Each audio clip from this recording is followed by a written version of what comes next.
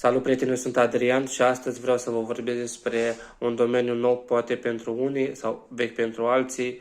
Acesta este curieratul în Amazon. Vreau să vă explic puțin ce este Amazonul și cu ce se ocupă Amazonul. Amazonul este un magazin online care se ocupă cu vânzarea produselor. El este unul dintre cele mai faimoase magazine, deoarece furnizează mult mai rapid față de concurența sa pachetele, deoarece are foarte multe lagăre în toată lumea și poate să vă aducă produsul dumneavoastră într-o zi, 2 sau 3 sau 4. Nu ca alte firme care durează chiar și 2 luni până vă vine produsul de la data comandării. Eu o să vă fac o serie de videoclipuri în care vă explic cum se livrează pachetul, cum se încarcă, toate detaliile care v-ar trebui să fiți un curier bun. Eu zic că este un domeniu frumos, nou și merită de încercat pentru cei care aveți permis și vă place să conduceți. Nu este o muncă foarte grea, este doar să știi să conduci și să fii atent și să progresezi de la zi la alta. Până când ajungi la un nivel în care totul merge de la sine și munca vi se pare mult mai ușoară. O să vă explic cum puteți să aveți un cont Amazon, cum să vă conectați la Amazon, cum să faceți verificarea la mașină în Amazon, cum să încărcați pachetele, unde să găsiți pachetele și o să vă explic cum sunt sortate pachetele. Să vă explic puțin despre pachete. Pachetele vin de la centrale mai mari, în lagăre mai mici, în depozite mai mici, în care sunt situate în fiecare oraș. Sunt anumite orașe care au și 2 sau 3 depozite în funcție de mărimea orașului. Ele vin de la centrală în depozitul mai mic, de unde dumneavoastră le încărcați. Ele vin în camioane și acolo sunt preluate de angajații Amazon și sortate în căruțuri. Ele se sortează în căruțuri, în special în 2 căruțuri. Căruțul cu saci, căruțul cu pachete mari, overflow, acelea care sunt greu de așezat în saci sau chiar nu intră în saci. Ele sunt așezate în saci, câte 10 stopuri sau 15 sau depinde de caz, așa vă face dumneavoastră munca mult mai ușoară. De exemplu, ajungeți la primul stop, coborâți în mașină, vă uitați pe aplicația Amazon vă arată ce cod are sacul și ce culoare.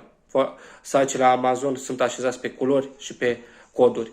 Deci voi ați ajuns la primul stop, o să vă spună în ce sac se află pachetul dumneavoastră și ce cod are sacul dumneavoastră. Și la fiecare 10-15 stopuri se schimbă sacul. Așa e mult mai ușor căutarea pachetului în mașină. Și pachetele mari, care sunt separate de sac și ele sunt așezate în funcție de sacul lui, pe coduri. O să vă explic în videoclipurile următoare cum puteți găsi și pachetele mari din spate aproape la fel de ușor ca cele din saci. O să vă vorbesc despre aplicațiile separate de aplicația Amazon.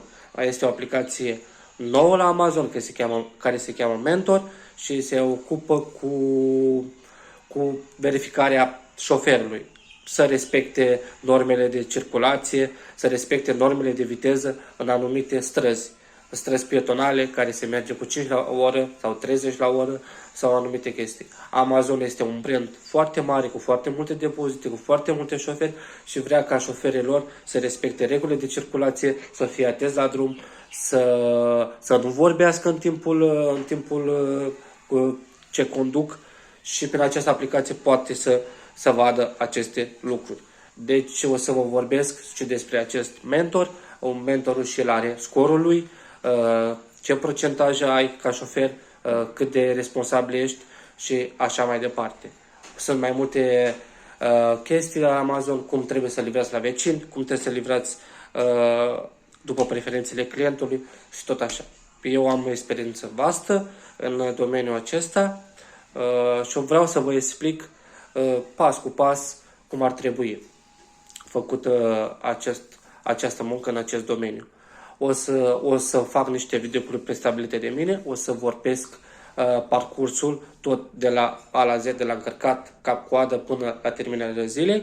După ce o să termin videoclipurile astea, în timp chiar vă rog să lăsați în comentarii despre ce vreți să vorbesc sau cu ce vă pot ajuta în continuare în livrarea pachetelor.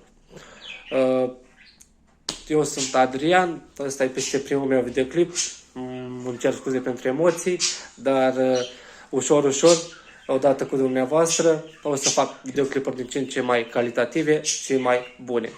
Deci, așteptați următorul video. Pa!